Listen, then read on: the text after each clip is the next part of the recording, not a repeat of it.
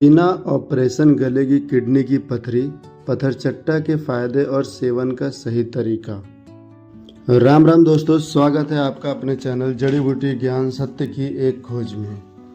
क्या आप जानते हैं कि आपके घर के आसपास या गमलों में आसानी से मिल जाने वाला यह एक साधारण सा दिखने वाला पौधा पथरचट्टा किडनी और पित्ताशय की पथरी को बिना किसी ऑपरेशन के बाहर निकालने की अद्भुत ताकत रखता है।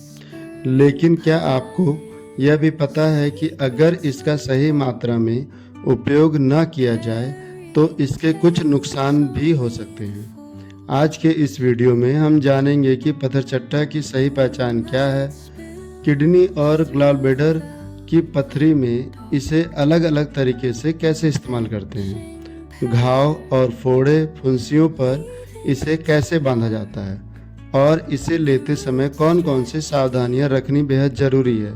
तो वीडियो को बिना स्किप किए पूरा अंत तक जरूर देखें। आइए सबसे पहले इस पौधे की पहचान और इसके अलग अलग नामों को समझते हैं। क्षेत्रीय और आयुर्वेदिक नाम इसे पथरचट्टा, पर्णबीज, पाषाणभेद और जख्मे हयात भी कहा जाता है। पर्णबीज क्यों कहते हैं? पर्ण का मतलब होता है पत्ता और बीज का मतलब होता है सीड।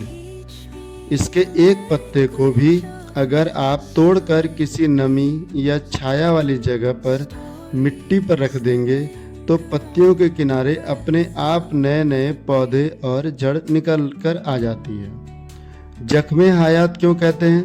क्योंकि यह शरीर के अंदर और बाहर के किसी भी जख्म को बहुत तेजी से भरने में काम करता है। होम्योपैथिक में प्रयोग किया जाता है में इसी पौधे के अर्क से बर्बिस वैलगैरिस नाम की मशहूर दवाई बनाई जाती है जो पथरी के इलाज में इस्तेमाल होता है। इसके पत्ते काफ़ी मोटे, रसीले और किनारे आरी की तरह तीखे कटे हुए होते हैं।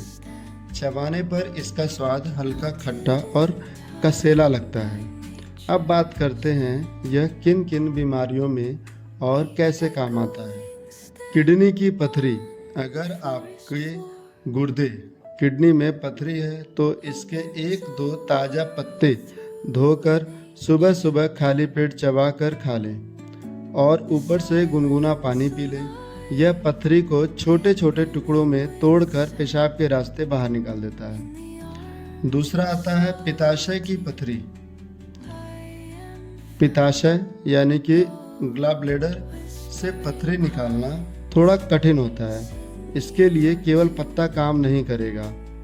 इसका नुस्खा 2-3 पत्तों के रस में आधा चम्मच शहद और माचिस की तिल्ली के मसाले जितनी शुद्ध शिलाजीत मिलाकर सुबह सुबह खाली पेट पिएं। इससे शरीर में हल्की पित्त उष्मा हीट बनती है जो गॉलब्लैडर की छोटी पथरी को धीरे धीरे पिघलाकर बाइल जूस के साथ बाहर निकालने में मदद करती है। तीसरा है घाव, फोड़े फुंसी और मोच।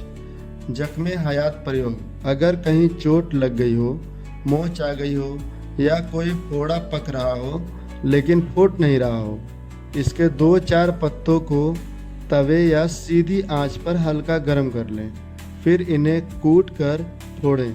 मोच या जख्म वाली जगह पर रखकर से पट्टी बांध दें। फोड़ा अपने आप बाहर साफ हो जाएगा और दर्द में तुरंत आराम मिलेगा। कीड़े, ततैया या मधुमक्खी के काटने पर अगर किसी जहरीले कीड़े के ने काट लिया है, इसके बाद पत्ते को तुरंत चबाकर या कूटकर उसी जगह पर रगड़ दें। जहर का असर और जलन तुरंत शांत हो जाता है। यूटीआई और प्रोस्टेट में राहत।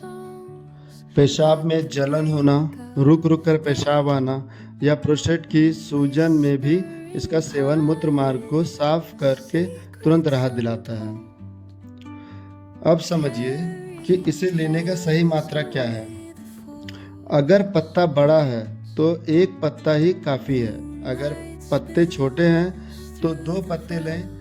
इसे दिन में 1 से 2 बार खाली पेट ही लेना चाहिए। इसे लेने के 3 सबसे आसान तरीके को समझिएगा।